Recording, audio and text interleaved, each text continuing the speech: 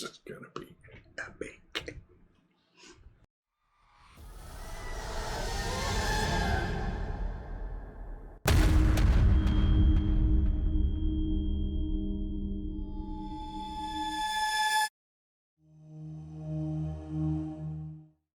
Hi, everybody, and welcome to our Percentile Vice. My name's Emily. No, don't bother with him. He's not important. My name's Emily. I'm going to be your keeper of arcane lore tonight, and I'm joined by... I'm Steve, and I get to play tonight. And I will be playing Dr. Terrence Bigby, Professor of Archaeology, though I do offer a few elective courses in the occult. Oh, very good. And you, sir? I'm John. And I'm playing Jasper Neesmith, Private Investigator. Oh. I don't think that's the voice I'm going to stick with. Just roll through it. Fine, it feels organic. Yeah. I should have practiced that. That's okay. I thought you were going to, pull out Jackson Morris there for a second, full force. Someday I'm going to play a character whose characterization is that he's always trying to speak in an accent. Never that way, when I fail at the accent, I can just say, well, that's the character who's really bad at it. It's really not good. And we're going to be playing The Haunting, which is part of the Quick Start Guide, available for free on Chaosium.com. So this is one of the ones that you can start off with. It comes with 4 pre-gen characters to play. It's really well written and put together. So we're going to run through that and see how it goes. So first off, I want you guys to tell me a little bit about your characters. I know you did a little touch, but tell me a little bit more about Dr. Bigby. Dr. Terrence Bigby. Dr. Terrence Bigby. Professor of Archaeology. A lot of interest in the occult. He is married, has a young daughter. Tends to carry a little flask of whiskey around with him, but I'm sure that's just for nerves. Been teaching at Miskatonic University for quite a while, and enjoys his time teaching, but is always looking for adventures in the occult. Very cool. Moonlights as a occult enthusiast. Yeah. I gotcha. And what about you over there, Mr. Jasper? Well, Jasper is a private investigator. Do I say it the way it's misspelled, or he's untidy and rough around the edges. But it is spelled here Unitity. Unitity. I'm so also he Unitity. Just has one titty. One solid titty. He looks tired. Okay. He thinks everyone lies, so he wouldn't be getting a job in this atmosphere of having to take phone tests where if everyone lies, that means you lie and steal. I got you. All right. So a few weeks ago, I don't know. I just nod my head and I'm like, uh-huh. A few weeks ago, you both saw in the newspaper a help wanted ad for somebody wanting to investigate a house that could possibly be haunted, and gave you some contact information for a Mr. Knott, the landlord. So why don't you tell me why Mr. Bigby, Dr. Bigby, excuse me, I don't want to mess up your title, would have reached out to Mr. Knott to take on this job? Well, as I mentioned, Professor of Archaeology, and in going on digs during summer months or whatever, he started to get an interest in the occult. So with the permission of the university, started offering some occult classes as electives, and so he's always looking for new material. Also, while he loves his wife and young daughter, he's kind of gotten into that middle-aged rut tweed jacket, and he's looking for a little excitement in his life. So when he saw that advertisement, he considered it an opportunity to do research for his occult classes. But really, he's just hoping something could get his blood pressure to rise a little bit. Right, because the message just isn't doing it anymore. It's not happening. Okay. Things are a little cold at home. A little cold. Ever since the daughter was born. That's the way it goes. Now, Jasper's a private investigator, so this is right up his alley. Is this something he normally does, like pick up help wanteds, or is this something different for him?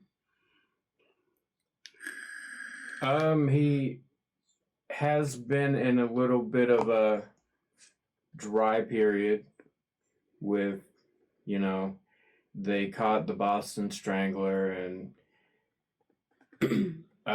with alcohol being illegalized, there's less men cheating on wives, so he's not getting that money from the wives, and he's thinking about getting into real estate. Oh, yeah. So he's investigating a real estate opportunity. Mm-hmm. Okay. Foreclosures. He's real big on that. Flipping. The shiplap he heard is impeccable. Oh yeah, definitely shiplap. And probably with the house apparently being haunted, you could pick it up dirt cheap. Yeah. You could. You already have roommates. Okay. So you were told. Comes time to collect the rent, though, they ghost you. Oh no. Their wallet is not incorporeal. Not incorporeal. Okay, so after reaching out to Mr. Knott, he lets you know a date and time to meet him at his office to discuss the particulars and go over some of the stuff. So each of you guys roll me a d10. Could his first name be Don Knott? It can. Don Knott. And can you then play him? No, I cannot. I'm telling you, the house is haunted. Jesus. No, I don't think I could do it. I rolled a 100 instead of a 10, but it was a 5. A 5? I got a 10. Okay, so you arrive there first. You pull up to a nice business, multi-story kind of office space, and you can see there's a buzzer at the front, and there's several different names, and there's a Mr. Knott listed there, Mr. Don Knott, that you can ring to be let into the building. You do, and you're escorted up. They tell you, oh, it's 3rd floor, room number 3 or whatever. And you go up there, and he's got a nice little secretary sitting outside, and she's like, "Can I help you?" Yes, I'm Dr. Terrence Bigby. Oh, Dr. Bigby, I did hear about you. Have a seat right there. We're waiting on one more, sweetie. Okay, can I get you some coffee? Coffee would be... Do you have tea, actually? I'll have to check, but give me just a minute, okay? She'll sit right there. With lemon. With lemon, of course, dear. Have a seat. And so Dr. Bigby will go over to the couch or yeah, there's like chairs, a little sitting area, just a couple seats. prop his umbrella that he keeps like hanging off of his arm up against the wall. Sit down. When she leaves the room, he's going to reach into his tweed coat with the little patches on the elbows. Which you have to have. Pull out a small flask of whiskey. Take a little nip. Okay. You arrive pretty much in the same manner. You see that there's a nice office building. You've probably driven by this office building. You may have even done some business in this building. There's several different people who rent out office spaces inside this building. You also head up to the 3rd floor. At the reception desk, they let you know 3rd floor, it's room number 3. And as you get up there, you see middle-aged gentleman, tweed coat, sitting at a desk, or a small sitting area and a small little desk off to one side, but there's no one at the desk. Say, you hear about the house? Yes, the odd help wanted, referencing a particular house and nature of hunting of some which. Yes, that's, you must be the other person the receptionist said we were waiting on. Jasper Neesmith. Jasper, private investigator. Yes. Dr. Very Terrence long Bigby. handshake. I know, uncomfortably. Uncomfortably long handshake. Dr. Terrence Bigby, at your service. Right about that time, you hear clickety-clack of little heels come by, and, a nice little blonde comes up with a cup of tea. Okay, Mr. Bigby, here is your tea, and I got the lemon for you. I had to hunt that down for ages, but I found it. Oh, you must be Mr. Neesmith, right? Yes. Okay, Miss Neesmith, have a seat. Do you want a coffee or tea? No, ma'am, I think I'm all right. Okay, just have a seat. I'm going to go let Mr. Knott know that you're here, okay? All right. Excuse me, Yes. Miss, what did you say your name was? Chelsea? Chelsea. You're Quite the specimen, Chelsea. Well, thank you. And she's gonna give a little sachet away, little wink over the eye. She's very flirtatious, very young, probably early 20s, probably fresh out of, school and got a little part-time job working as a secretary. You can tell that she's probably very new because her desk is immaculate. Like everything is like lined up, nearly measured to the point like it looks perfection. And she goes and knocks on the door and she opens it, she whispers in something and then she shuts it and then she sits down at her desk and she does the little, everything isn't perfect. She's like, he'll be right with you, okay? All right. Okay. Okay. Thank you, You're welcome. Miss Chelsea. You're welcome. So I want to look around the office, right? So her desk is immaculate, everything like she hasn't Perfection. been there that long. Mhm. So now I'm wondering, has this office been here No. that long? The office building is definitely very new. There's not the normal signs of wear and tear that you would see on a regular office. You're not sure how old it is. If you'd like to make a spot hidden roll or something, you can probably get some more information. But you can tell it's not like an antiquated building.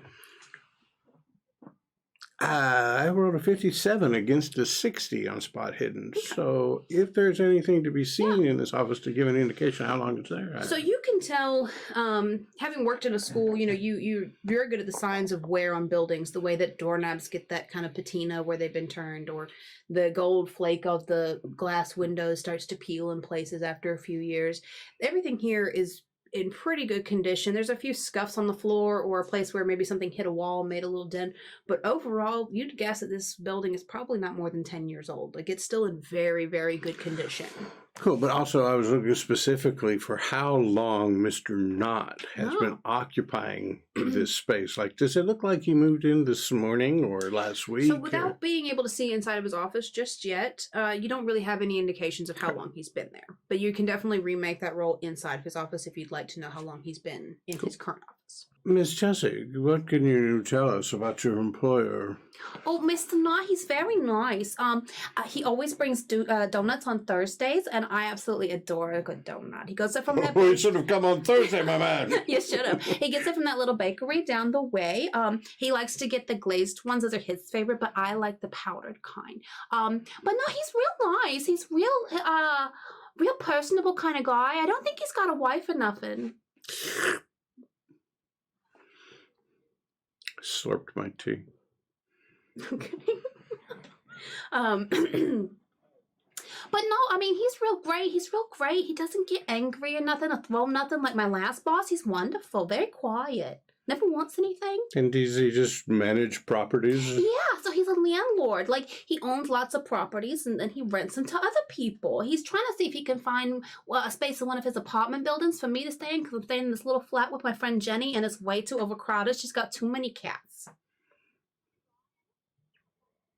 Just about that time, you see the door open. Like, I ran out of improv. Awesome. I ran out of improv, so we're going to skip ahead. You see the door open, and you see a tall, probably mid-50s man, salt and pepper hair, but still full head of hair, very well coiffed, in a nice business suit, comes in. I'm just painting a Why you got to say it like that? I said what I said. Mid-50s, but still a With full head of hair.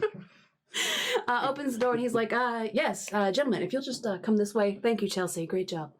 And I'll stand up, pick up my little brown satchel and my umbrella from off the...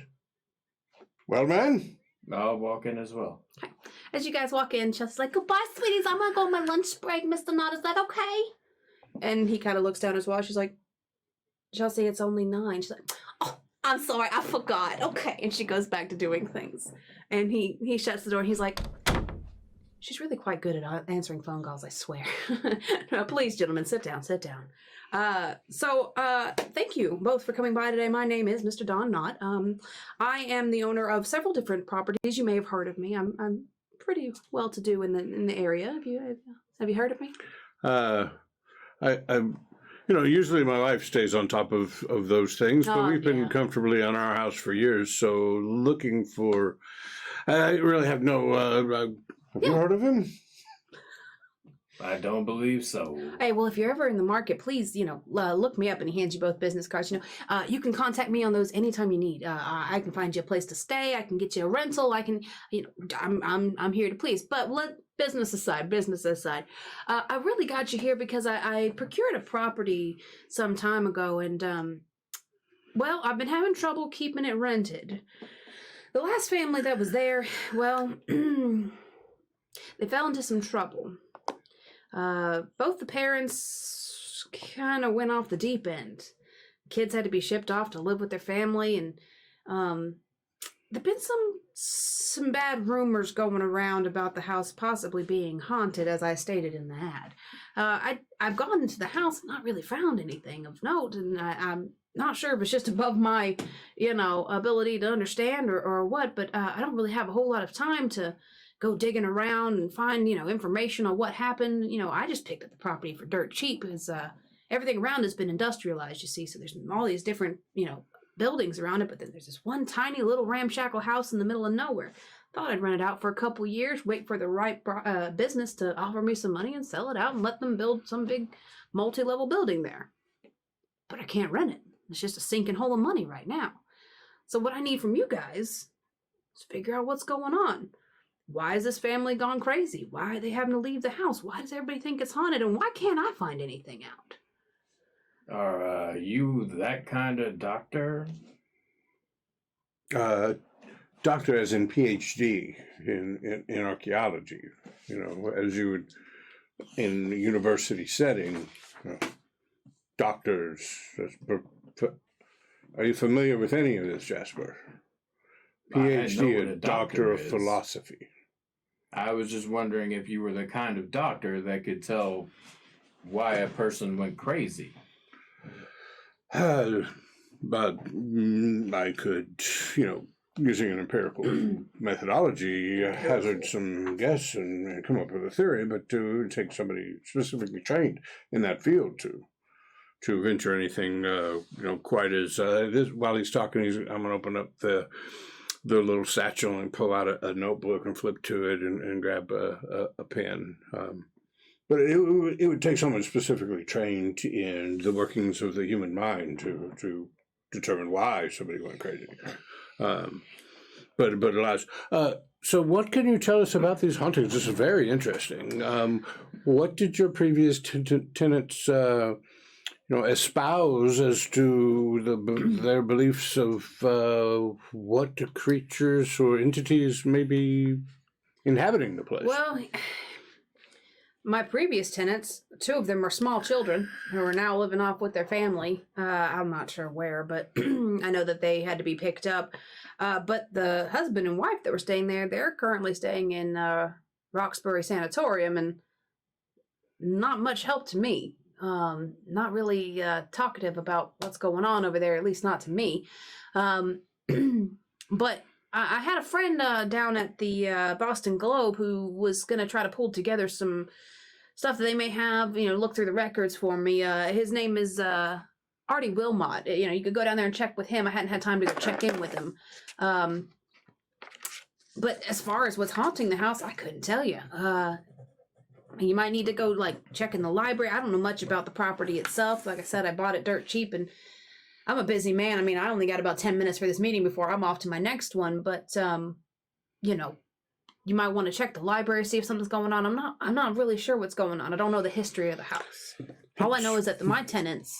And you just had the one family as the tenants, the mother and father now institutionalized, and, yes. And the children off, I assume, wards of the state now? They're staying with some family out of state. I'm not sure where, but I know it was an ugly mess. But yeah, I know that there was tenants before, because when I bought the house, there was, lots of knickknacks here and there that had to be cleared out, and some of them were kid stuff, and some of them was adult, and some of them, there's a lot of unmatched stuff. It looked like multiple tenants had stayed there at different times, but they weren't my tenants. I don't know nothing about them. So, like I said, you can go talk to my friend Artie. He might be able to pull you something together. Reporter with the Boston Globe, you say? No, well, he's not a reporter. He's an editor. But yeah, he can look through some of their old archives and see if, he can come up with anything. But other than that, I would say, do your research. The help wanted ad made no mention of remuneration. Yeah, so definitely, I'm willing to pay. So basically, I'm gonna be paying you $20 a day and $20 up front here now, per person.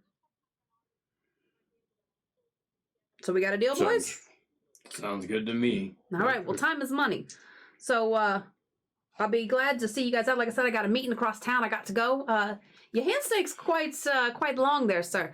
But yeah, so please call me, keep me updated. If you can't get me, leave a message with Chelsea. She'll forward it on to me. But otherwise, let me know if I can do anything. But I really don't know where to start. It's not really my thing. We are on it, sir. We shall find out what, if anything, is going on here. I appreciate it, man. It's I gotta quite make a possible buck on it's this not haunted property. at all, and just a set of crazy parents. Of course it's not haunted. Haunted house. What a load of hokum. So this is a handout. It's just basically a synopsis of that. It talks a little bit about the Macario family, which is the family that stayed there previously. And what he told you could do to find out a few different things, like going to the Globe, going to the library, going to the Hall of Records, that kind of thing. Right, so, tell me, Mr. Neesmith, did you, as we're walking out, right? Because it's obvious that Yeah, he he's has kind of showed us dismissed the you. door at this point. As we're walking out. So, Mr. Neesmith, unless I might call you Jasper. Jasper's fine. Right, and you may call me, well, my friend, just call me Biggs. Dr. Biggs. With or without the doctor is fine. If we're going to be working on this case, that makes us colleagues, so you may refer to me as Biggs or Big B. Don't much care for the Terrence part. Something my parents saddled me with. Terror Bixby. Terror. Right, so I was thinking as we walk out and we get out on the front and walking down, so, how did you arrive, sir? Do you have your own vehicle? I got a taxi here. As did I, my good sir. So what I was thinking is, before making our way to the house proper, we could do a little research. So I guess since we don't have cars, it's just as easy to split up. You could maybe go to and as a private investigator, I'm sure you know your way around the courthouse. You could check property listings and see what there is to know about the house, where it came from, who built it, previous owners. They know me down at the Hall of Records. I would be okay going there. And I shall go to the Globe and speak with one Artie Wilmot and see what he may know and what newspaper articles may have been printed in the past about strange happenings around this. This is really quite exciting, isn't it? Oh, yeah, sure. Yeah. If you happen to see Barry Rollins while you're there, remind him that he owes me about $30 on that Red Sox game. Barry Rollins, $30. He's writing in his little book. $30. Red Sox. I'm sorry. The Red Sox are having a terrible year. Exactly. You must have bet against the Sox. I did. My good man, we shall have to have a talk about this later. Insulted. Okay. So, I'm gonna try to hail a cab. Okay. So it's mid-morning, easy enough to find a cab. There's cab drivers all over the place. Not a big deal this time of day. So you're both able to catch a cab. So you said you're going to the Globe and you're going to go to the Hall of Records. All right. So let's start with you at the Globe. You tell the taxi driver, take you to the Boston. They obviously know exactly where it is. And they take you down there. It's about maybe a 10-minute drive. Not too bad. Light traffic. The building itself is a very quintessential newspaper, so it's got that kind of like old school architecture, very big windows, and pieces of paper that have been glued to the window for different advertising and things like that inside. As you come inside, you see a small reception desk, and you can hear different machines going and people writing and phone calls and a lot of things going on this main floor. But there is a nice elderly woman sitting at a reception desk, just writing away, not really paying you no mind. Excuse me, miss. I'm Professor Dr. Terence Digby, down from the Miskatonic University. I wish to speak to the editor, Artie Wilmot, please. Do you have an appointment? No, but I have a lead. She heavily sighs and rolls her eyes and reaches behind her and picks up her phone and dials something. Mr. Wilmot, there's a gentleman, a Mr. Dixby. Bigby. Oh, sorry, Bigsby, who is here. He says he's got a lead and would like to talk to you. Are you receiving guests? Uh-huh. Okay. He said he'll see you in just a few minutes. If you just head up the stairs, you're gonna take a left, and then you're gonna take 2 rights, and then you're gonna take 1 more left, and it'll be the 3rd door on your right, okay? All right, up the stairs. Have a great day. And goes back to I her don't right. suppose tea with... never mind. I have to get sorry. meta for just 1 second. It's hilarious to me. It doesn't matter what side of the screen you're on. If you make up a name, we are going to mispronounce it, Butcher it. make fun of it, fudge it up every time. I just had to make a note of I that. only did that because Sorry. you messed it up, But and you I didn't call him Digby, you call him Dixby. was trying to say Digsby. My apologies. You butchered it worse. It sounded like an insult. It This kind guy's of such a Dixby. Digsby. So, head upstairs and give me a luck roll. See if you retain all that she just gave you. Or if you could repeat it back to me. Go up the stairs. You're going to take a left, followed by 2 rights, and another left, and it's the 3rd door on the right. Okay, fine. No luck roll. He remembered. Would Bigby have remembered it? I was in character. Bigby did remember it. And yes, he would have made it with the luck roll. All right. So as you approach the door, you hear somebody very loudly talking on the phone. Very loudly inside an older... J. Jonah Jameson. It's going to be J. Jonah Jameson. Because the only thing I can think of when I think of like an editor at a newspaper is the only thing I've got in my wheelhouse. And you hear from the other side of the door, well, I don't care what it costs. Get him down here, damn it. And slams the phone. And Give me pictures of that. give me pictures of Spider-Man. And everything kind of goes quiet inside the office. All right, so with the little goose head curve handle of my umbrella, I'm going to rap twice upon the door. Yeah, come on in. Mr. Wilmot? Yeah. Are you Wilmot? How can I help you? I am Professor at Miskatonic University, Dr. Terence Bigby. Hey, if you're here about that story about the kid selling drugs, that's the other paper. No, absolutely not. Actually, you were referred to me by one Mr. Donald Knott. Oh, Donnie. Yeah, what do you want? So he has asked us to investigate a series of strange happenings at a property that he is attempting to rent. As the landlord, and well, he suggested you might be able to provide some archival information about the property. I have the address right here. It is 66. No, I know the house you're talking about. Okay, So yeah, I told Donnie I'd look into something for him. I don't know why he's sending some. Well, you could just Professor. consider me a messenger then. Hmm. Whatever you give to me, I will of course relay back to him. Well, the archives of the newspaper are rather sensitive. See, I know Donnie. I don't know you. Well, sir, perhaps you think you're dealing with an uneducated man, but the archives of the newspaper archive public printings. How sensitive can they be, man? I'm just saying. They're delicate. We printed this yesterday, but please don't look at it. I'm appalled that I presented myself as a man of letters, and you give me incoherent logic as to why you can't help. I understand if you don't like Mr. Knott, but I'm asking you as an academic and a fellow professional. I need some information. Give me a persuasion roll. I should have looked and see if I was better at persuasion or intimidation before I went after all of that. You got a shot at this.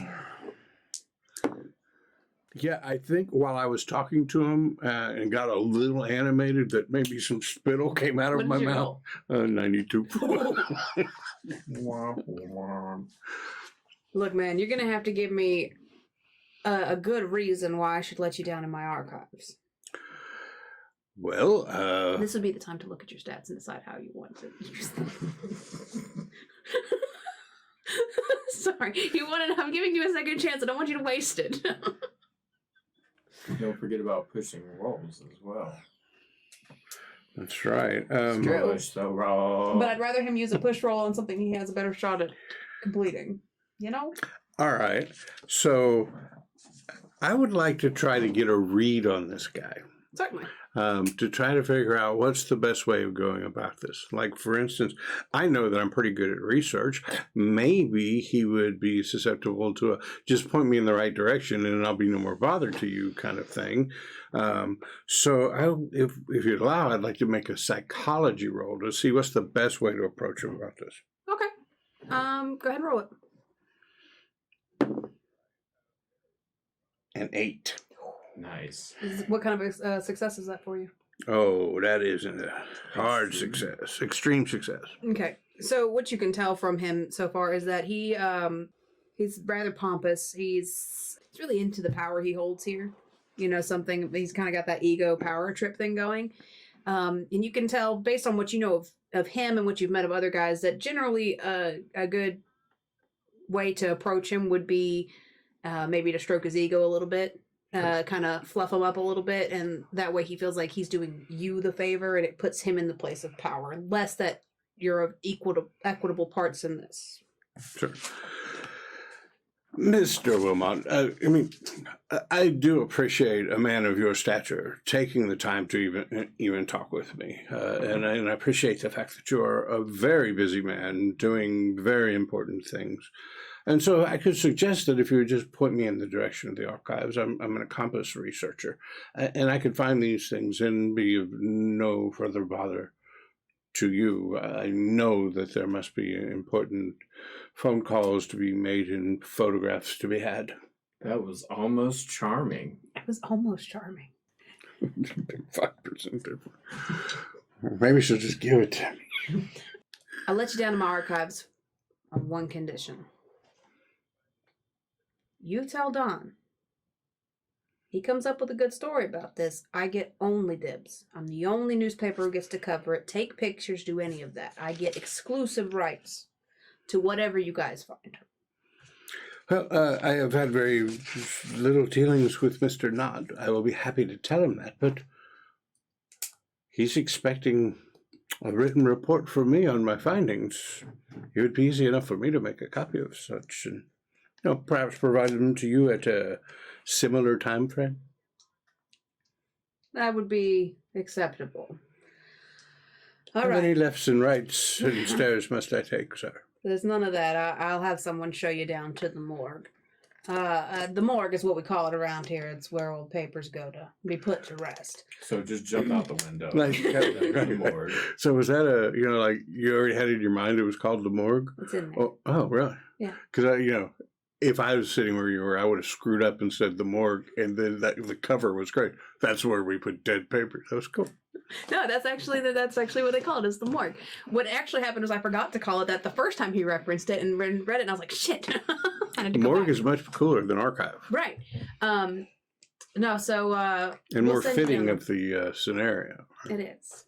So cool. So I'll have someone take you down there, but I wasn't lying when I was saying it was delicate. The stuff down there is old, and we don't have state-of-the-art stuff to keep it nice. So please do be careful. Sir, I failed to mention my area of study is archaeology. In this bag, I have gloves of a nature that will keep the oil from hands that could potentially lead to corrosion among paper type of things, and tongs and tools. I assure you, I will be gentler with your newspaper archives than your very own staff. All right. I'm going to have Ruth send you down, okay? And he calls down. He's like, hey, can you have Ruth come up here, please? And then a few minutes later, a young lady comes up and she's like, right this way, I'll take you. And she's, very demure, very quiet. She's like, it's not that far. Takes you down several flights of stairs, well below ground level, into what would be either a basement or a sub-basement of the building. As you kind of descend these stairs, it gets hotter and hotter. And there's this kind of stifling old paper smell that you're very accustomed to, but it is incredibly potent. You're used to it in small batches. This is very potent old paper kind of I'll smell. make small talk with Ruth. The heat and the smell reminds me of the time that I was on a dig in northern Africa. And she looking at very the Valley of politely- the Kings. Blah, blah, blah, blah, blah, blah. She very politely nods and does the appropriate, oh, really? At the appropriate times.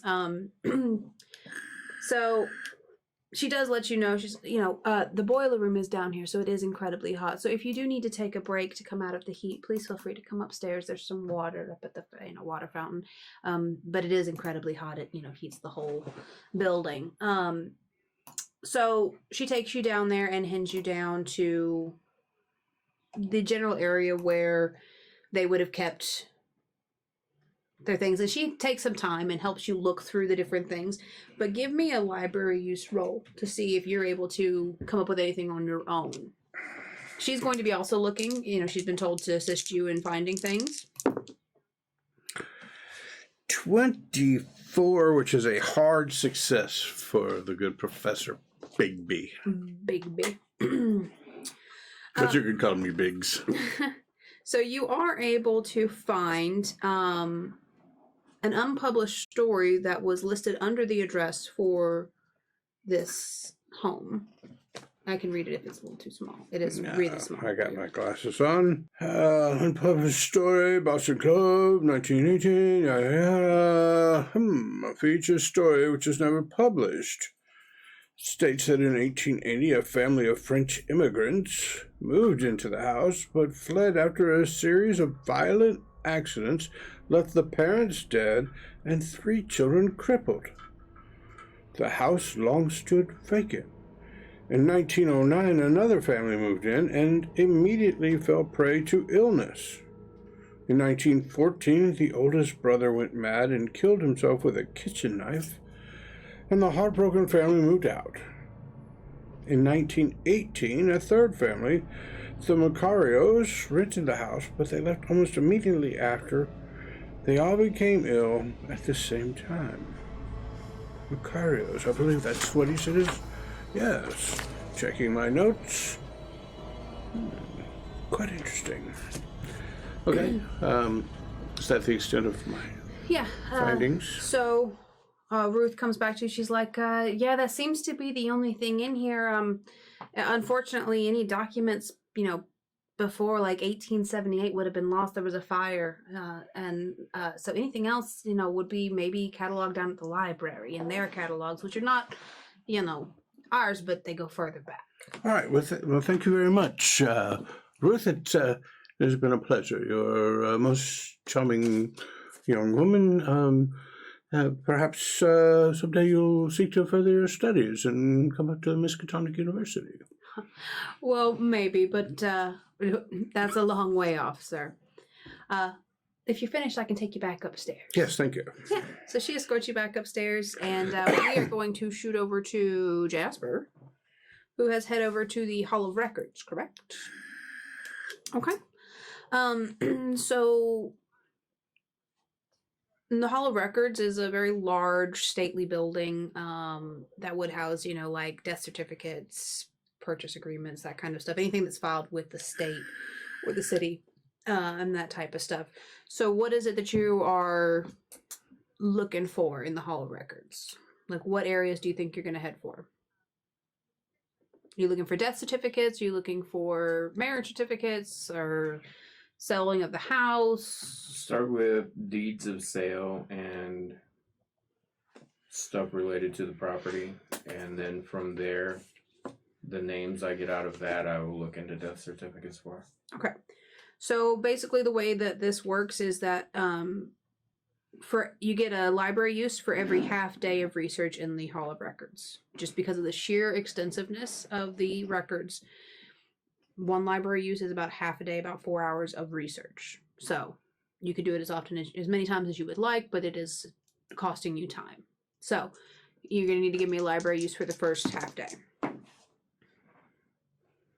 going to spend 3 luck, 2 luck, and have a regular success. Okay. So you do find one thing mentioning the house, and it's basically like a record of sale to a Mr. Walter Corbett.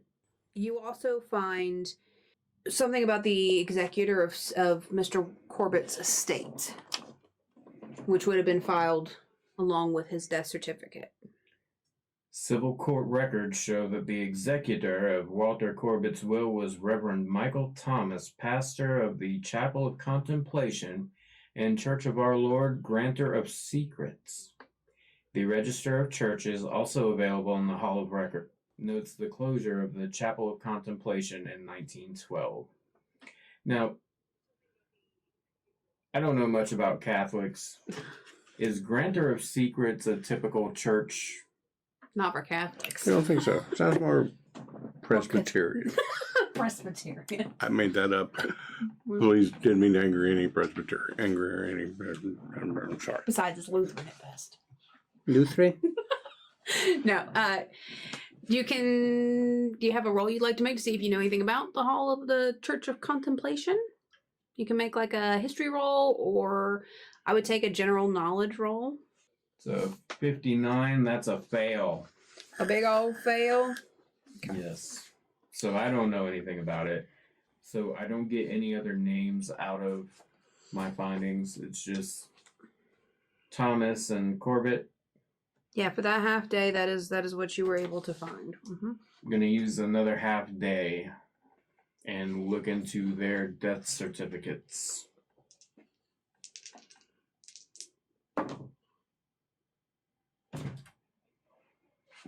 So I'm going to stay in the Hall of Records overnight. Push it. What Can I could push? happen? Yeah, I mean, pushing it just... I'm not finding anything. So I am going to get the entire file out and set it down So and pushing it really pour through it. Pushing it would...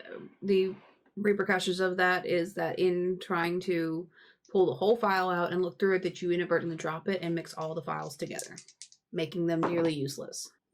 That is an extreme success.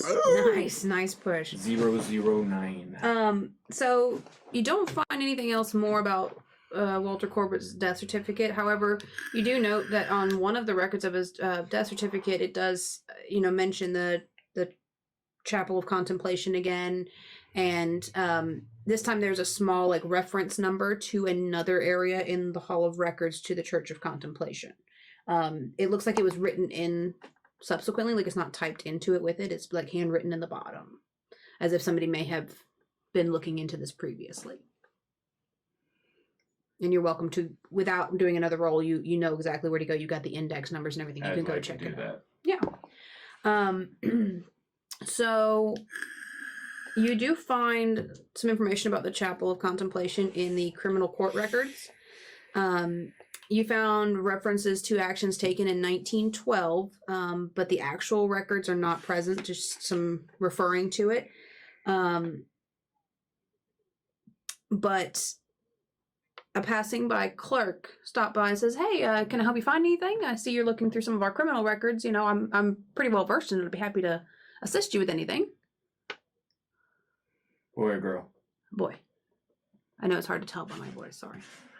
Sure, trying to trace down this lead I found looking into the Church of Contemplation or Chapel of Contemplation and Church of Our Lord, Granter of Secrets, etc., etc. That's quite the mouthful. May I? And he takes the file from you and looks over it. He's like, Well, yeah, something like this would have been handled by the county or federal courts, and it would have been more than just here. So you would probably need to go to like the central police station, see if they have any information, or maybe to like, I don't know. The only place I can think of is the police station might have a way to get you in touch with the records that would be holding higher up. Something as serious as this. I mean, we don't even have records of the actual accident, whatever caused it, whatever it was. So it's probably under more lock and key than we would have here.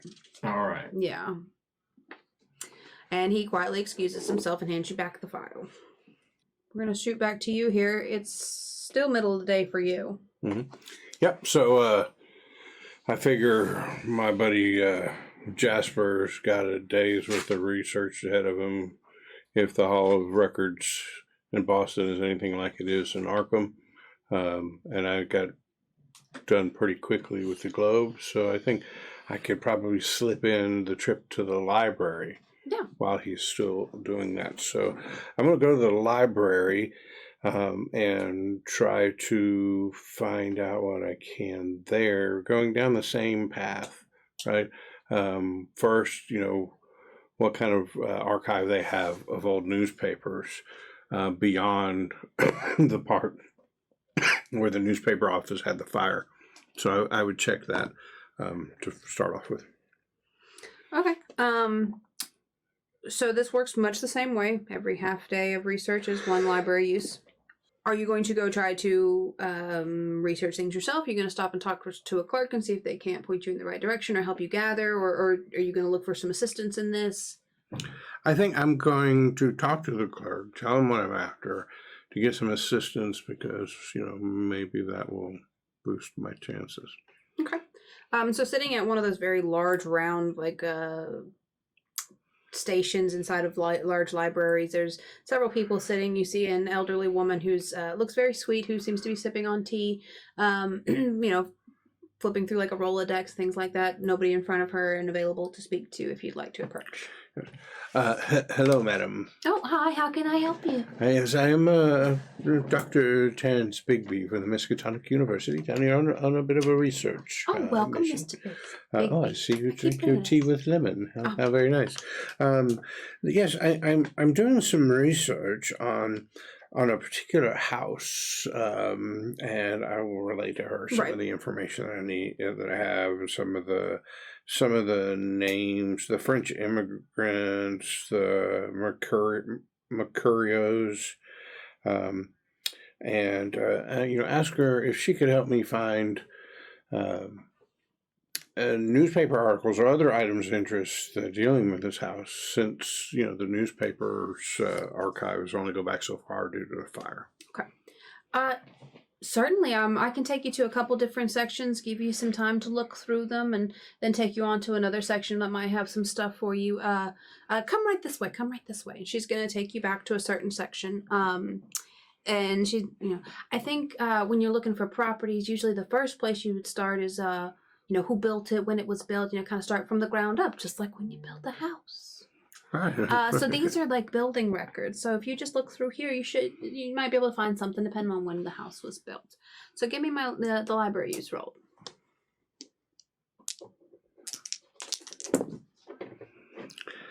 That is a 6, which is an extreme success. Okay. So the first bit of information you find out is that in 1835, a prosperous merchant built the house, but immediately fell ill and sells it to Mr. Walter Corbett, Esquire. It's the same thing I just read you. So, Mr. Corbett must have owned it from 1835 on. And I still have a 55-year gap here, if I could close that somewhat. I wonder how long Corbett stayed in there. These are just me thinking to myself. But with how good your roll is, I think that you would have kind of been in that zone where the minute you thought your brain is kind of jumping and you're able to kind of work yourself through a few more pieces without needing her assistance. The next bit of information you find is that in 1852, Walter Corbett was sued by his neighbors due to a petition to force him to leave the area in consequence of his serious habits and auspicious demeanor. Apparently Mr. Corbett fell ill of his neighbors. Serious habits. Unauspicious demeanor. Seems like Mr. Corbett was an unsavory sort. But now we've taken it up to 1852. And I know from the newspaper that in 1880, French immigrants moved into the house. We are closing the gap. So that's about where your roll gets you, is you were able to make it through those two pieces. So at this point, it's the end of the day. You can choose to stay later, work. The library will be closing soon, but if you want to try to make one more roll in, I think you'd have enough time to do a little bit more, because you would have gotten there before like 10 a.m. So I think you have enough time for...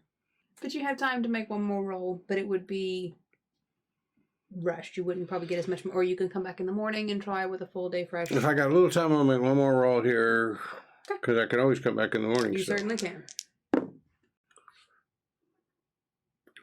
That is a success, but just barely. Just barely. Well, that's all you need. So this is the next piece of information. Evidently, Corbett won the lawsuit. His obituary in 1866 states that he still lived in the same house. It also states that there is a second lawsuit that was being waged to prevent Corbett from being buried in his basement as provided in his will.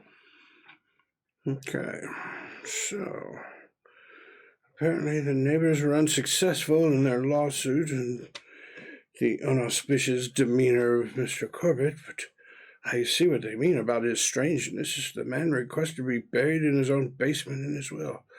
But now I've closed the gap to 1866. And I know from the newspaper in 1880 a family of French immigrants buys the house. This has been a most productive day. Perhaps I should check on Jasper. Okay. So you're going to head over to the Hall of Records? Okay.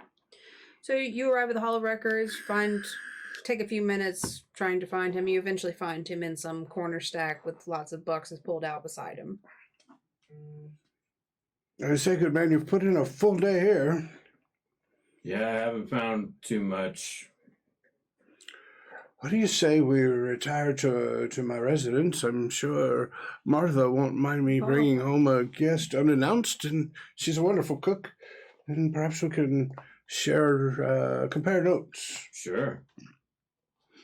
Okay, so you guys are going to take a taxi back to your home. Yeah, can I describe Martha for you? You can. So she's around the same age as Bigsby, about 42. But a chain smoker all her life. And if I could, just draw a picture for you, it's the Roz from Monsters Inc. is Martha. So you play that how you want. Okay. All right. So I'm going to bring home a dinner guest unannounced because wives love that. Okay. So tell me about approaching your home. Tell me about going into your house. Just gonna walk right in. Okay. Martha, I'm home. And Terrence, is that you? Perfect. Yes, I've brought a guest for dinner. I hope everything's ready. Set another place, please. All right, you just show up with an extra mouth, nothing. Oh, this is just wonderful. Your mother told me you were just like this, Terrence. And you hear pots and pans banging around in the kitchen. You hear the footsteps of, how old's your daughter? I say 8. Okay.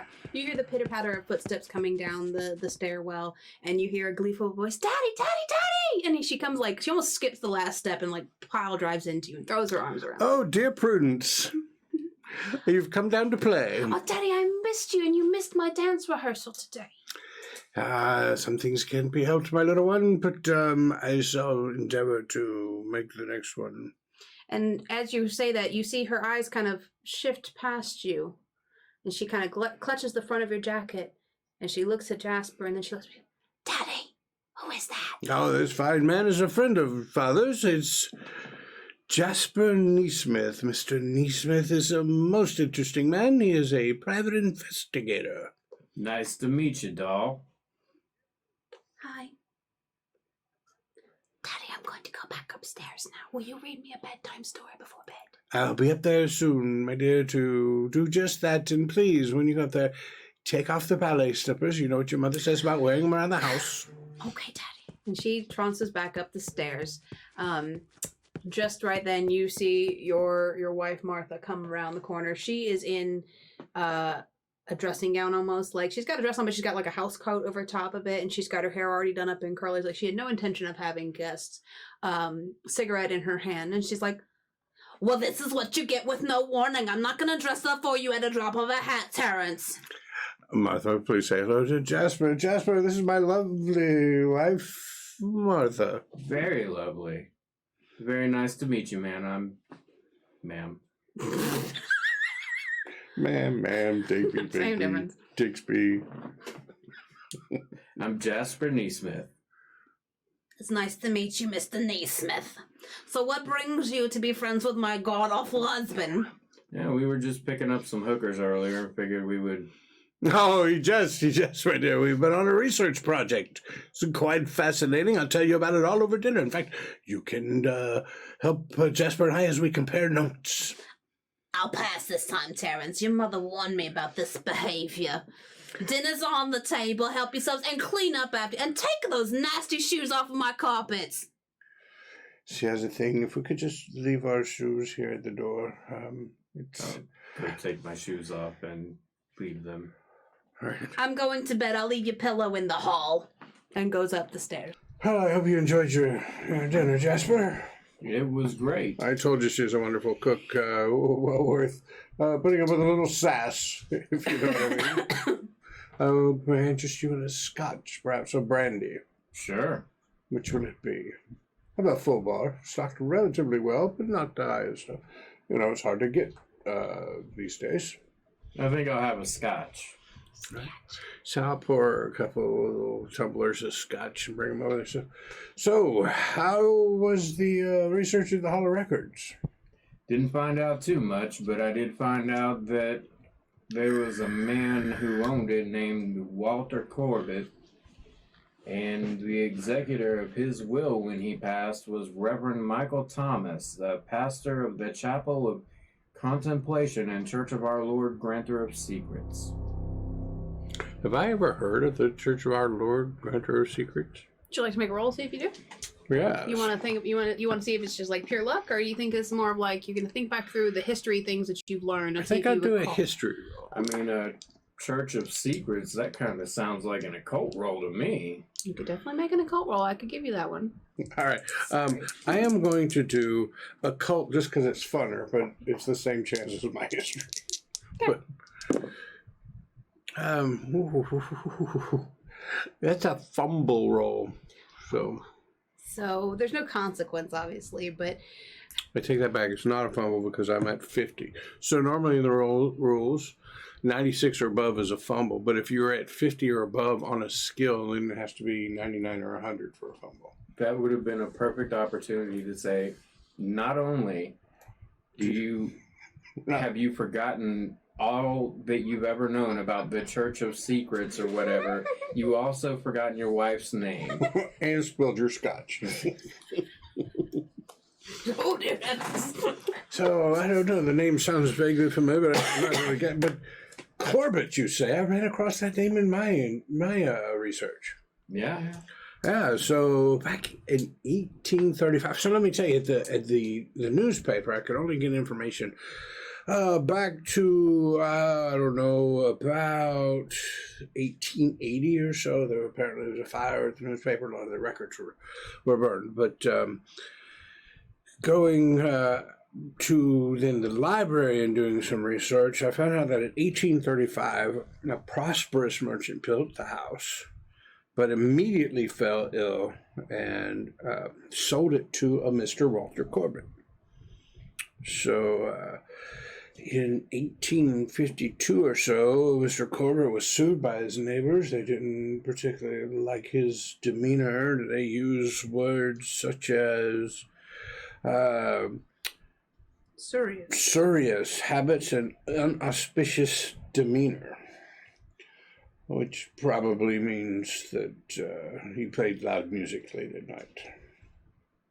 but they sued him, tried to get him forcibly removed from his own home, but he won that lawsuit and was able to stay there. But I did find an obituary for 1866 stating that he still lived in that same place, and that a second lawsuit was brought by neighbors to try to stop the enforcement of one of the items in his will, which was, strangely enough, he requested in his will to be buried in the basement of that house. Now, there is some gap there. I don't know what happens between 1866 and 1880, but I do know that a family of French immigrants purchased the house in 1880, and after a series of violent accidents, the parents were dead and the children were crippled, and the house stood vacant for quite a while. And then in 1909, another family moved in and fell prey to illness, and then in 1918, a third family, the Mercurios, that Mr. Knott told us about, which was just 2 years ago. They rented the house, but the newspaper records indicated they left immediately after, and they all became ill. So this Mr. Corbett, it's a very interesting character, don't you think? It looks to be. Anyone who's wanting to be buried in their house is right, an odd sort. It would be the executor of his will who would be trying to enforce the statements within the will. And I only have a 5, but I'm going to make that history roll and see if I know anything.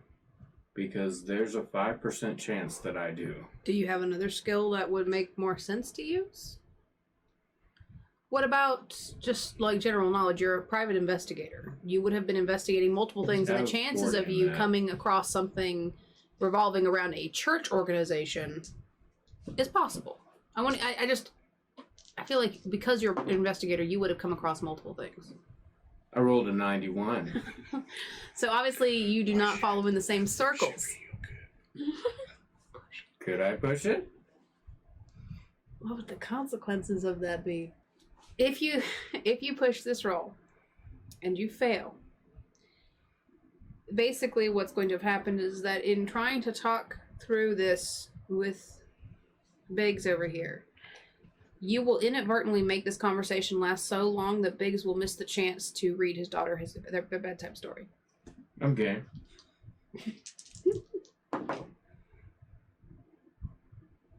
39. Right under. Slid right under. Okay. So you're not super familiar with the Church of Contemplation. You do recall having heard a little bit about some sort of police involvement with them and a raid on a building of theirs. You can't remember the specifics of what happened, but you do recall that at some time in investigating either like police raids or, common practices on certain things, that you came across something about a Church of Contemplation being raided by the police. And to your knowledge, the building still stands. Whether or not the church is still active, you're unsure, but you're fairly certain that you haven't heard anything about them in the last several years. Well, look, the church, I know it got raided a while back. Maybe tomorrow, before we head out and do other things, we can stop by the police station, look into what they know about the church, what records they might have about it. Yes, I think it seems to be, other than just a few years missing in the timeline that we've developed, finding out a little bit more information about this strange church. It sounds unlike, just with the name alone, sounds like any church, not like any church I'm aware of. Ever since the turn of the century, Martha has been complaining about everybody into mysticism and spiritualism and strange groups forming, trying to find out. I find it all fascinating myself, but she complains endlessly. It sounds like that could be one of those groups whose churches are less about praise of the Almighty we know and more about other weird stuff. Well, I don't know anything about the almighty Weno, but Almighty weenus. I do believe the rest of that is just a load of hokum, and maybe there's something to do with this, but if anything, I would imagine it has to do more with some kids messing around, somebody trying to protect some sort of criminal enterprise they have in the area.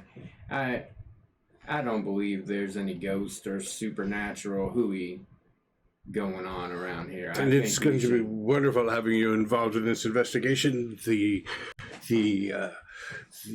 doubting mind leads to great discoveries, and not jumping to conclusions. So I say, in the morning we go and check criminal records against this church, and then head out to the house.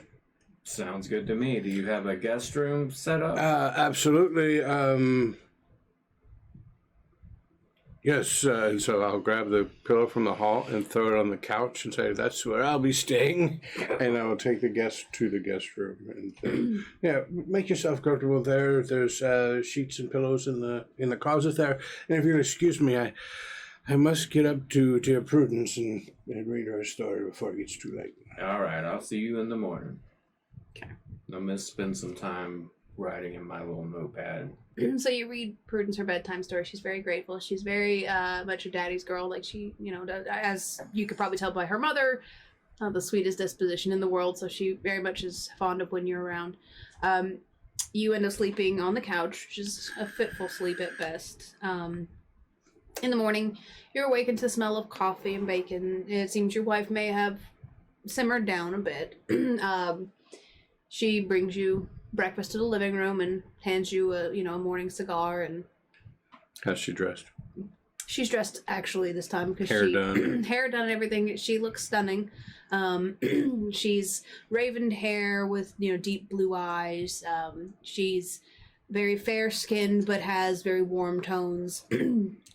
She's petite but strong, as if coming from middle class. Like she's used to working but not afraid of fancy dress.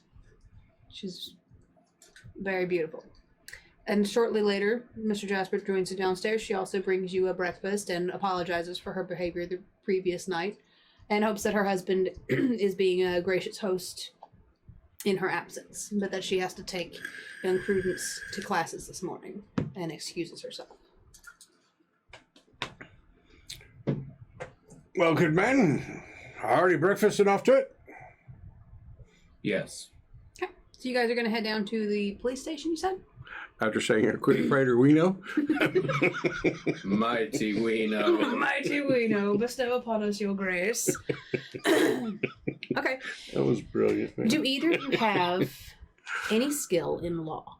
Yes. Can you make me a law roll, please? One or either. If you have some, you can use them. I have none. I can roll for law, but I cannot make you a law roll. What's your law skill? 40. What'd you roll? 77. Do you want to push it? Sure. What's... If you succeed, it is not a good contact. It is not somebody that you really want to reach out to. It's someone you have had bad dealings with in the past, but it's the only person you know. And it's going to be dicey at best to contact them. If he fails this roll. If you fail. If you succeed it, then it's a good contact. But if you fail it, you're going to know somebody, but it's going to be somebody that you screwed over, and it's your last-ditch effort to contact. General... It's like, why would I want to make that? It's an ex-girlfriend that works. 69. Yeah, so... Nice. So it's an ex-girlfriend. So actually, what it is that you know a woman by the name of Kim DeBrun,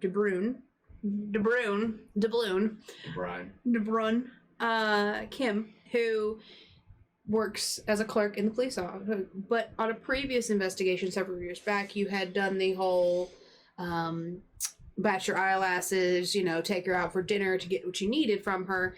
Wine dined 69 her. You wined and dined her, And 69 her, and then you back. never called her back. And you know for a fact that when she sees your face, she is going to be livid. But she's the only person you know at the police station. They've recently had some budget cuts, some shakes down, so they've gotten rid of some of their more tenured. They've gotten rid of some of their more tenured people. So a lot of the police officers and deputies and all that stuff are newer. Nobody you've really made contact with in the recent years, given that your work has been kind of slow. So all you've got is Kim at the police department. All right. So I know this broad, Kim De Bruyne. It's wonderful. A contact. We should make short work of this research. Yeah. I'm going to enjoy this. Yeah, it might be short. Right. Shall I stay in the car, or would you like me to come in with you? You like fireworks? Loved them since I was a kid. All right, come on in with me. I'm thinking maybe a little disguise would help me out. Oh, this is getting better and better. Okay. Pitch it to me. Imagine her anger if she sees through this disguise. Pitch it to me. So I have at home a few things. Let's say a thick beard and like a different way of dressing that looks more like put together, and I will try to Look like Biggs. catch a cab home, get the thick beard, glasses, and a sailor's uniform. Why not? Women love sailors. Okay. Yeah. Do you have... Is there like a disguise skill? Yes. Roll it for He me. apparently has a pretty good number in it. That is...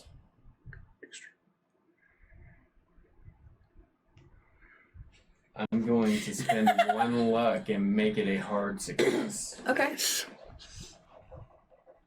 is going to be epic. Now, due to the nature of this, she gets a spot hidden. So, have you seen the pictures of Willem Dafoe in The Lighthouse? No. I'll have to show you later, but Okay. that's what I'm envisioning. Okay. Well, for all you out there, that's... So I'm picturing Willem Dafoe with a long beard and a sailor's uniform, and it's glorious in my mind. striking. Okay. Are you going to go with him to his home to get him into disguise? Yeah, I imagine we're in the same cab, and I just wait in the cab while he says he has to run in to grab something. So out comes... And when he comes out and gets in the cab, I'm going, I'm sorry, sir, this cab is for someone else. So you get in the cab, and he... Oh, we're not there yet. No. Okay. Well, you got in the cab with me, and I was like, I'm sorry, sir, that I'm waiting for a friend. Oh, it's me. Jasper! Yeah, Kim is an old flame, and I figured it might be a better idea for her to not see me. My God, man, this is brilliant. Hopefully it works. Yeah, change your voice up a little bit. The minute you talk to me, I knew exactly who you are. All right. So you head down to the police station. Central Police Station is a very, very nice building. Polished mahogany, posts and walls, and absolutely gorgeous marble floors. Just inside, there's some offices to either side and some, in processing rooms, and a large reception desk at the front. And sitting at the very front is a very attractive young woman. With the very quintessential blonde hair and the rolling waves down one side and kind of pulled back on the other side, the high collar neckline of like a business casual pantsuit or skirt suit kind of thing. And as you walk in, she actually gets up from her desk and she's carrying a file, and she starts to turn. She's like, I'm sorry, can I help you? Aye, lassie. We're in search of some records. Okay. Names? Yes, I am Professor Dr. Terrence Bigby. Okay. And this is jasmine tea. Would you have any jasmine tea? No. Sorry, introduce yourself, sir. My God. I'm Captain Crunch, lassie. Your first name, Captain, please? Thaddeus. Thaddeus. Okay. Captain Thaddeus Crunch. So what kind of records are you are you looking for? We need police records, matey. Well, yes, this is a police station. I'm asking, are you looking for a specific record or a case number that you can reference for me that I might... We're looking for information on the raid of the Church of Chapel of Contemplation and Church of Our Lord, Granter of Secrets. I think they may have stolen me treasure. Okay.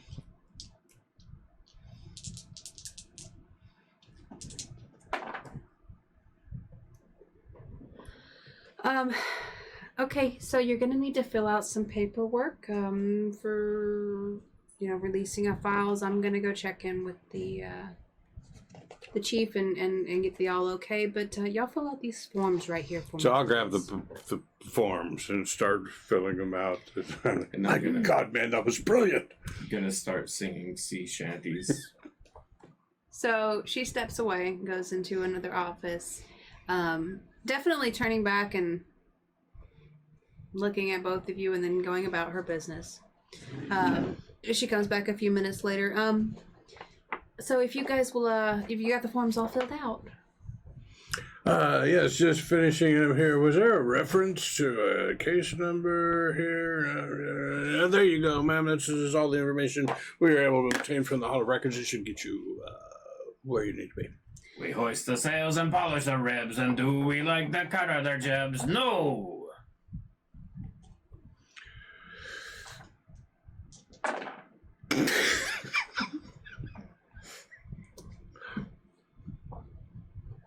I'm sorry, what did you say your name was? Captain. You can just call me the captain, and I'm gonna put my knee up on the bench. Thaddeus Crunch, my friend Thaddeus James Crunch. Right this way. And she leads you back to a room that's got, like a couple chairs and a table. And then there's a secondary door that leads out. And she's like, I'm gonna go get the files. You wait right here. And she goes out and she comes back with a large box and sets it down. And she's like, I'm sorry, what was all this pertaining to?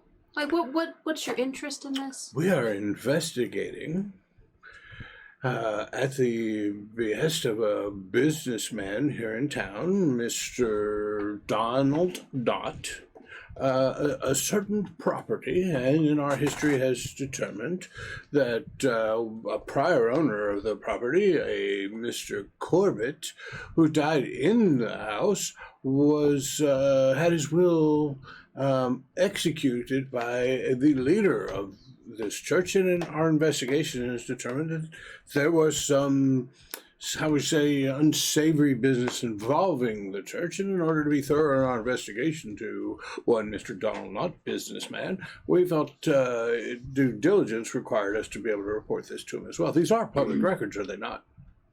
Well, they're partially public. Obviously, the police has, retained some information that's sensitive. Yeah, so I'm sorry, what does the military, the Navy, He's retired Navy, but you'd be surprised. The military training provides quite a lot of useful skills in investigation, and he now makes his employ as my partner. As we, I wasn't actually military. I was merchant marine. Very similar, I assure you. A merchant marine? Yes. What is that? Merchant marine. You've never heard of the merchant marines? We sail around in ships with cargo. Cargo. That was really good. The biggest problem is there's these mad crocodiles with ticking clocks in their stomachs, and we throw them over to swim with the sharks. It was a nice story hook. Something about what you said. Her eye kind of... Could you say that again for me? That again for me. She starts to walk around the table. She places one hand on the table and kind of walks around it, following her. And she gets up real close and snatches the beard off your face. She goes, Jazz! Oh! I knew it was... Oh, my God. I cannot. Get out. Get out. After we have our records, I'd be more than happy to leave. Your records? Are you serious right now? Are you serious after the last time? They are public records. I am very public, as you know. And private. I've investigated many private... Shut up, Jess. Shut up. Shut up. After the last time, I got reprimands on my record because of you. What makes you think I would do anything to help you now? Well, doll, Don't call me doll, okay? It's not that I need your help. It's that we're public. We're in public, and we need public records. And this seems like a very private conversation. You sit down and stay. Just going to suggest maybe you guys go in that side room there and have it so I wasn't hearing it. You really think that I would do anything to help you? Even if it is public record. You have the audacity to bring yourself down here and expect me to help you. Well, you know, I was voted in high school a pillar of audaciousness, as you remember. Make a fast talk roll. Spending 4 luck. You are. You got a success? Yes. After spending 4 luck, it's a 64 compared to a 60. Okay. So as you say that little line about high school, you see her facade kind of crack. Don't do that, Chaz. Don't do that. Come on. Why do you need these records, Jazz? Well, Don't bullshit me, Jazz. Just tell me. there's this old house, and Bob Vila. Bob Vila. Sorry. Bob Vila wants us to go check it out. His name was Don Knotts. Don Knotts. We're being paid to check out this old house. Everybody seems to think it's haunted. You and I both know there's something else going on, but it's a safety issue because the last family that lived there, the 2 parents are in the sanatorium now, and the kids are in public. Actually, no less than 3 families have taken gravely ill or met violent ends in that house. Sorry. And She heavily rolls her eyes at you. Sorry. I just, on top of the money, figured that it would be a public service to go figure out what's actually happening here instead of throwing it in with, oh, there's ghosts and all that hooey. We can find out who's actually doing whatever it is that's making these people sick.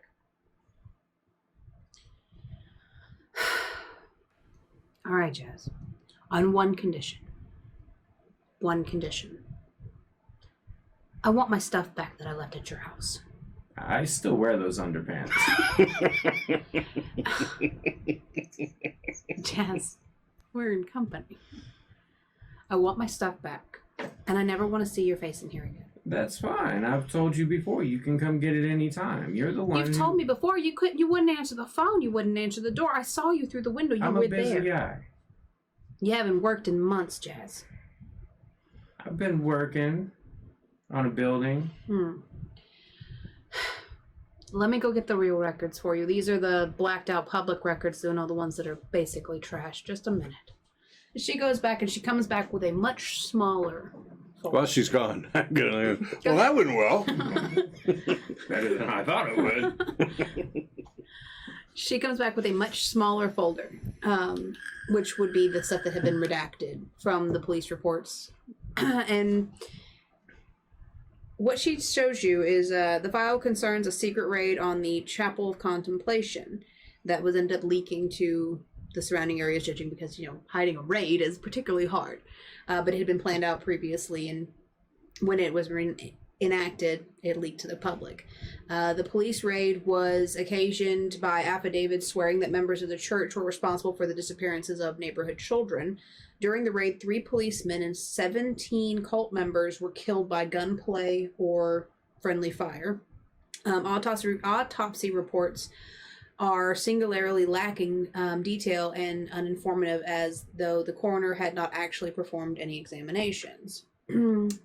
Though 54 members of the church were arrested, all but 8 were released. Records hint of illegal intervention in the proceedings by an important local official, offering stories of the battle, the biggest criminal action in the city's history, that never appeared in print. Pastor Michael Thomas was arrested and sentenced to 40 years in prison on 5 counts of second-degree murder. He escaped from prison in 1917 and fled the state. Along with that, you find a picture of what appears to be some of the members of the cult being arrested, and they're all wearing robes with a particular symbol. Is that good? Mm-hmm. On the robes. I see. So, Jazz, I gotta go check on the front desk. I'll be back in just a minute. Don't take anything out the file this time, please. Just leave everything in the file so I can put it back. I'll be right back. And she's gonna step out the room. All right, I'm gonna spend a few minutes sketching the. You have a camera. It's not a Polaroid. It could be. Spend a few minutes writing things Costs as down, much as a car. sketching. Like that was a then nicety. I will take a picture of everything together for. It kind of felt like you should reference. have a camera. Like I agree. it made sense. I agree. So I guess we were right. There's some unsavoriness with this church. Do you suspect that this Mr. Corbett that was in the house was a member of this cult? I mean, he had this Michael Thomas, the leader of the church, as the executor of his will. Well, I assume we'd have to either find Michael Thomas or one of the other people in the cult to find out, but there's no other names other than his, and he appears to be on the lam. I think if we could find him, then somebody else already would have, and he'd be I holed up agree. behind bars. I agree. It's an unlikely area of investigation, but I think when we go to the house, we should be looking for, I don't know, evidence that somehow Corbett was involved. You know, I never did find out if the second lawsuit stopped him from being buried in his basement.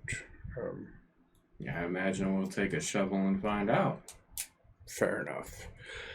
Do we know the address of the church? Is it close to his house, or? You don't, but a pretty easy search through either the Hall of Records or the library, given that you have quite a bit of information on it, would yield you an address. Okay. So let's stop by the library one more time. Unless you think there's anything that you didn't get to in the Hall of Records. It's possible. I spent a lot of time there, but we have a few new leads to go on, so if you wanted to go back and spend a few more half days. Half days. Well, it's early. How about you spend a half day at the Hall of Records? I'll spend a half day at the library. I'll catch a cab and come by and pick you up around noon, and then we'll head out towards the house, unless our investigations lead us somewhere else. Sounds good. Okay. So with the cab, we drop him off at the Hall of Records. I'll go down to the library. Okay, who wants to go first? Go I'll ahead. go first. Okay. Captain. So you're back at the Hall of Records. You've got a pretty good footing on where things are, so give me a library use roll to see what you come up with when looking for the Chapel of Contemplation. With a bonus dice. It's a 100. Yeah, you, the young gentleman that helped you the other day is not there, and you can't seem to find anybody who's willing to help you, and it's not really your specialty. The Hall of Records, I guess, this particular kind of record searching is just not really for you. So you aren't able to overturn anything in the way of information. All right, so down to the library. So at the library, now that I know the connection of the church into the timeline that I had and this Michael Thomas guy, I'm going to specifically be looking for information on the church, its location, any kind of history about it, or Michael Thomas. Certainly.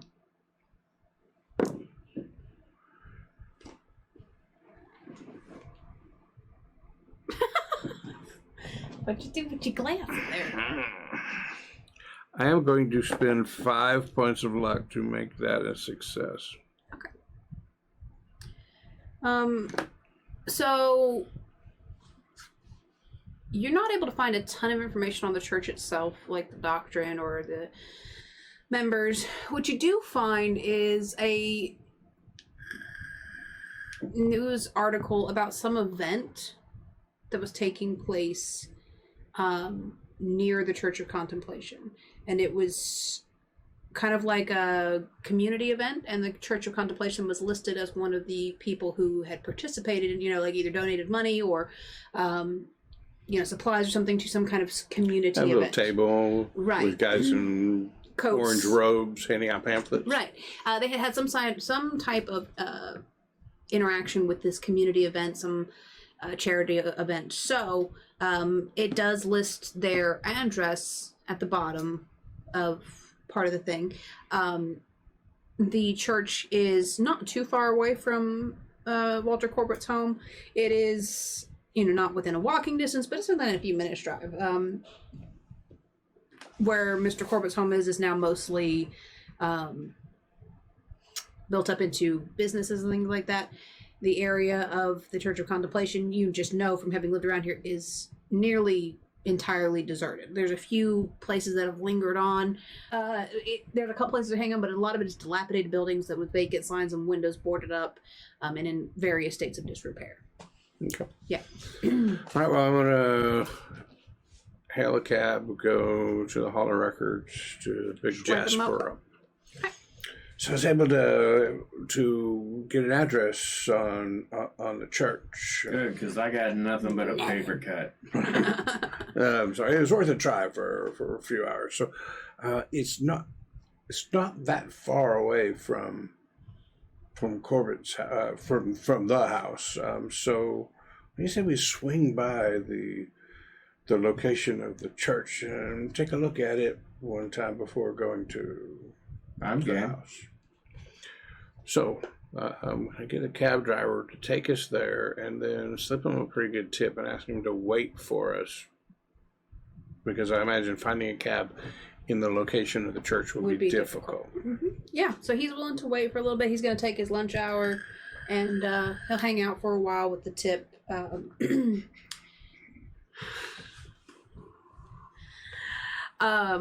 Okay, so as you're walking the streets, kind of headed towards the area where the cab driver wasn't able to take you all the way. The streets get very dilapidated.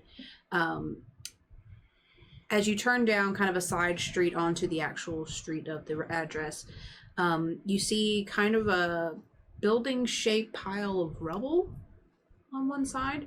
That is at the correct address. What's left of the old church stands at the end of a crooked and dingy street. The ruins are weathered and overgrown with greenery, and the gray stone that was underneath has begun to look more and more natural just by being eroded down, and it's looking less like manufactured and cut stone, and it's become more ingrained into the soil around it.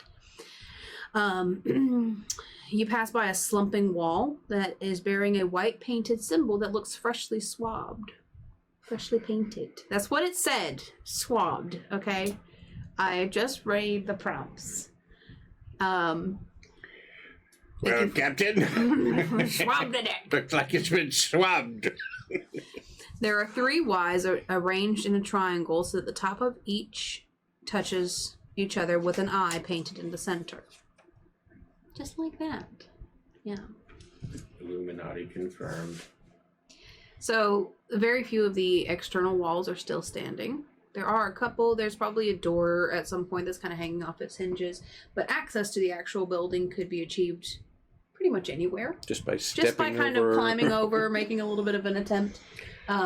It's pretty well caved in on the front, but you're seeing bits of furniture, and bits of what would have been considered maybe an altar space or some kind of table that's kind of cracked down the middle.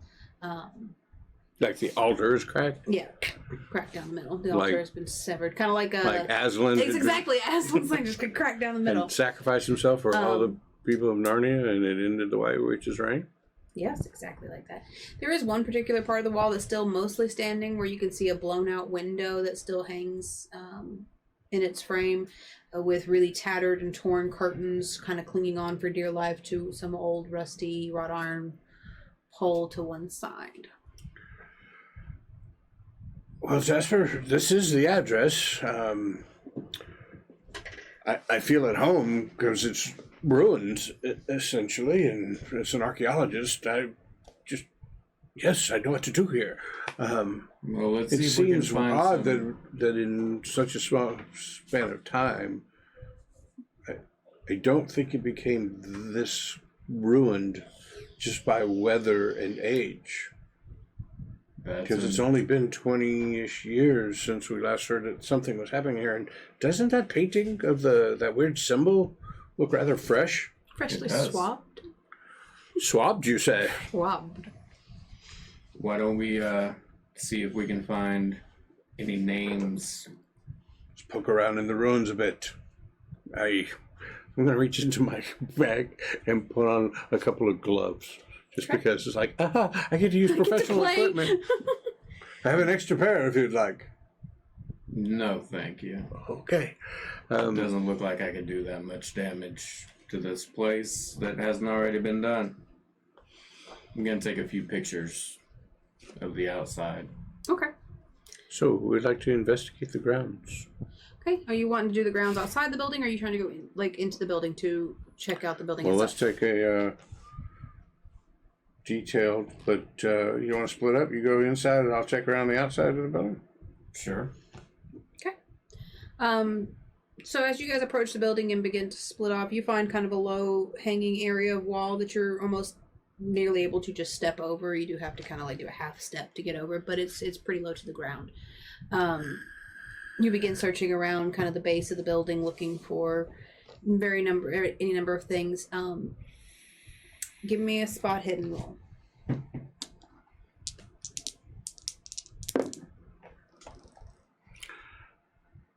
That is a normal success. You see off to one side, close to where the front door would have been leading out to the road, something kind of glinting under quite a bit of rubbish and grass and overgrowth. There's something kind of metallic glinting at the bottom. Jasper, I think I found something. Get down there. Okay. As you unearth it, you realize that it's a bronze placard of sorts that would have been on the outside of the building. It says the Church of Contemplation, or the Chapel of Contemplation and Church of Our Lord, Keeper of Secrets. It's fairly well patinaed, but not outside of the realm of what would have happened over the last 20 years, having been covered in dirt. Still pretty solid. It's not like falling apart by any means, but it's. Was it just words on it? Are there any symbols on it? There are no symbols. It's just words. Okay. Continue about your business, Jasper. It just verifies what we already knew, that we are at the correct location. It's a nameplate. All right. And I'll brush it off because I haven't used my brushes in so long, Right. and then I'll stick it in my little bag. As you're kneeling there, kind of thing, you start to feel kind of like I don't want to say a headache, but some kind of like thrumming almost. Just like Thrumming. We use thrumming as a word in Blackwater Creek. But it's kind of almost like that, like naggy, like stress headache coming on. Where you're just like, like. Yeah, I refer to it as getting a Martha. Oh, Martha. Yeah, you got a heckin' good Martha coming on. But it's kind of just itching at the back of your brain. It's not unbearable. It's not even hardly an inconvenience, but it's like, I really didn't get a good sleep last night. I'm sleeping on that couch. So right now I'm just attributing it to natural causes. Yeah, Slept on that damn couch. I get a crick in my neck. And it's just causing you to feel, a little bit of tension in your head and neck. Not too bad, but, just like, man, I should have taken some Tylenol or something. You might even take a swig from your hip flask to try to ease it. That's really up to you, but... oh, yeah. I'm taking a swig from the hip little flask. swig, see if you can't, I'm surprised I waited this long this morning. Yeah. All right. So what are you doing over there, Jasper? I'm gonna go in the building and move some things around and look in between the pews. Is there pews? They're not pews as you would assume them to be. They are more like two-person benches. Not long pews. And they don't have any like pockets on the backside. They're just wooden benches. No upholstering or anything like that. And there's only about one, maybe two that are still intact. Most of the rest of them have collapsed or been crushed or some way destroyed. But you can tell that most of them would have been two-person benches. A pew of sorts, but not quite. As I'm strolling through, do I see any papers or... Yes, but most of them seem to be kind of stuck to the floor, like, having been rained on over and over again, that they kind of plastered themselves down to the floor. You might see a few bits of ink that have kind of run off, but there's not really anything left, but it's kind of got that weathered ink staining of ink that has run off. Make me a spot hidden roll, please. Extreme success. I got a 90. Okay. All right. So what you doing? After having completed the you don't find much else. I'm going to join him inside. Jasper, I just don't see any signs of fire or anything. Something caused the crumbling of this building. And so I'm going to look around and see if I can get an idea of what caused the state of dilapidation, because I am convinced from my archaeological background it was not just time and weather. Right, it isn't. It's been too recent. I got you. Okay. So, roll me a spot hidden roll. Hard success needed. She likes me better than you. Come on. Eyes. Wait a minute. I'm more likely to spot hidden with the With your eyes. That is a 65. I have a spot hidden at 65 points would make it a success, but I have to spend 35 to make it. I can't afford it, bro. This isn't a necessary clue. If you make it as a regular success, you will still get some information. Right, It just then I will will not spend be as... 5 points to make it a regular success. So you are able to tell that you are correct. It is not natural degrading of the stone around that has caused it to crumble, and there are no signs of fire or implosive impacts. Whatever would have tore this down would have not left those kind of telltale marks, but you aren't quite sure what caused all of this. I'd like to make a chemistry roll Okay. Why? to see if there's acid rain evidence. And everybody gets 1% in science. Do it.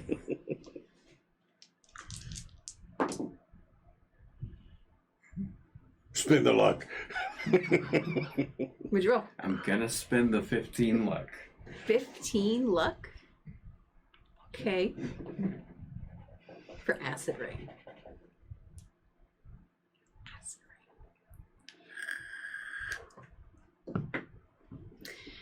So, describe to me what you're doing here. Like, what is your character actually doing to investigate for your chemistry skill? Like, what? He's looking for signs of acid rain. He's looking on the wall, on the pews. Okay. So you are not seeing any indications of acid or acid rain. But make me a spot hidden. Regular success, please.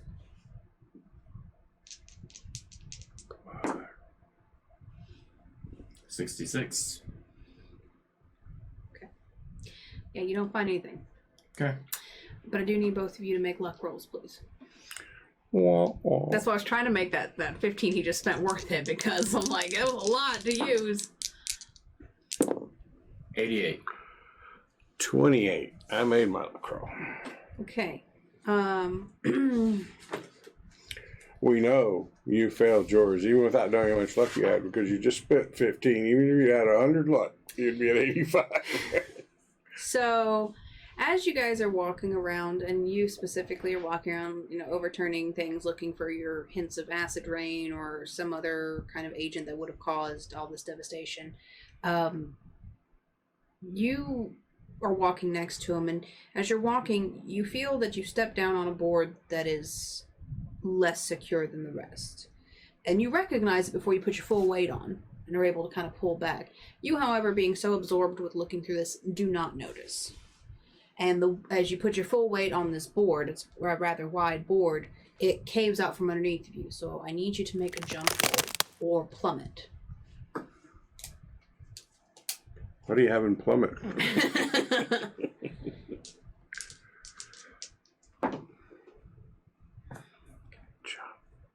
I'm going to spend the 12 luck. 12 more, man. I don't want to know, but